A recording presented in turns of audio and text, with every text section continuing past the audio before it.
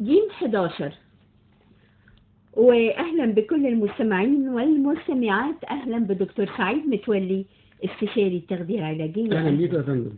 والمية، أهمية شرب الماء. يمكن دايما بنأكد على أهمية شرب الماء بقدر كافي جدا، علاج لكل الأمراض، وقاية من أي أمراض. إزاي يا دكتور؟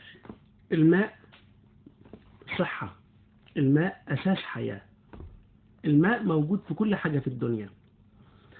لو بالنسبة للتركيب البشري أكثر من 67% من تركيب الإنسان مية. لو قلت نسبة المية شوية ممكن تحس إن أنت بتروحي إيدك على طول للمية عشان تشربي بحركة غير متحكمة فيها. لو أنا عطشت تركيزي يقل، لو أنا ازداد عطشي أبدأ يبقى فيه تشويش وفيه زغللة في الإبصار. بعد كده أفضل تسوء حالتي لدرجة إن ممكن ضغطي يترفع نتيجة نقص المية، أجهزتي الداخلية تتوقف، ممكن الموت يكون محقق بعد تقريبا 4 أيام من نقص المية في جسم الإنسان. اللي بيخليني أحتاج المية هي إن المية ضرورية لكل شيء. يعني لو جينا للكليتين، لا عمل للكليتين بدون وجود الماء.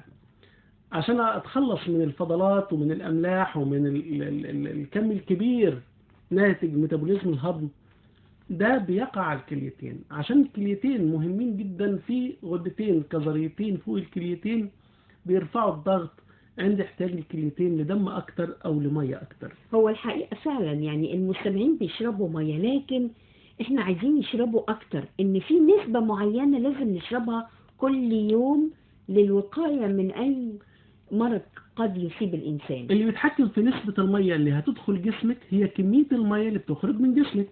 في الشتاء أنا ما فيش تعرق وما ببذلش مجهود عالي، فأشرب مية علشان جسمي يبقى فيه طراوة في البشرة وفي الجلد، ما يكونش فيه تشققات. والمفترض إنه ما يقلش المية في الشتاء عن لتر أو لتر ونص. أيوة. لكن في الصيف في عرق، في كمية أملاح بتطلع زيادة، في إن أنا لو بذلت أي مجهود بحس إن جسمي بيفقد مية زيادة، وبالتالي لازم تزداد كمية المية اللي داخلة في جسمي. المية مش بس اللي بنشربها في هيئة مية سايبة أو مية حرة، لا، كل ما نتناوله من وجبات بيكون فيه مية. بالعكس، ده فيه خضروات وفاكهة 90% منها وأكتر مية، زي البطيخ، زي الخيار، زي العديد من الأغذية والفريش اللي هي الخضروات وفاكهة بتدينا مية، وأفضل كمان من المية الحرة. إزاي؟ المية الحرة بتؤدي وظيفتها فور دخولها للجسم، بتدي نسبة السيولة وتدي نسبة الطراوة والنضارة ووظائفها بالنسبة لأعضاء الجسم. لكن المية اللي في الخضروات عشان يتم استخلاصها من الخضروات والفاكهة عايزة وقت هضم وامتصاص، وبالتالي كل جزء لما بيتم هضمه بنستخلص منه المية، فيتم ان الجسم يتشبع بالمية وياخد كمية المية اللي هو عايزها من الخضروات على مدى زمني أوسع، خلال 3 أو 4 ساعات.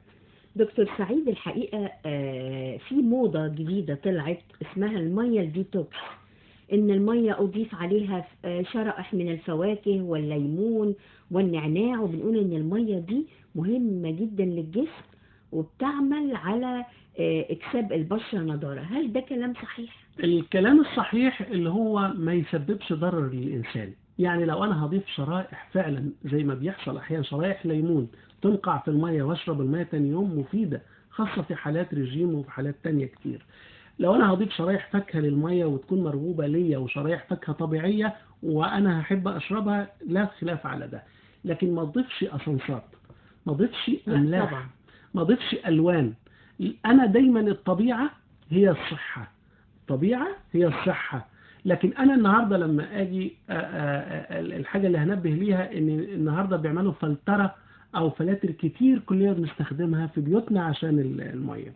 فلاتر يعني بخلص الجسم من الشوايب وبعمل عملية امتصاص لأملاح كتيرة جدا في المية. الأملاح دي هامة يا جماعة. أنا مش عشان أشرب مية بيور يعني تبقى مية خالية من كل الأملاح، غلط. لازم الجسم بيستنى أو بياخد احتياجاته المعدنية، العناصر المعدنية زي الكالسيوم ومغنيسيوم وبوتاسيوم، حاجات كتير موجودة في المية. فأنا لما أعمل عملية تنقية لكل الأملاح دي من المية، أنا اديت جسمي سائل قليل القيمة. فضروري جدا أعرف أنا بعمل الامتصاص على إيه. بالظبط. احنا في نهاية اللقاء بنقول كل الصحة والعافية لكل المستمعين. شكرا دكتور سعيد متولي، استشاري التغذية العلاجية. أشكرك يا فندم. شكرا.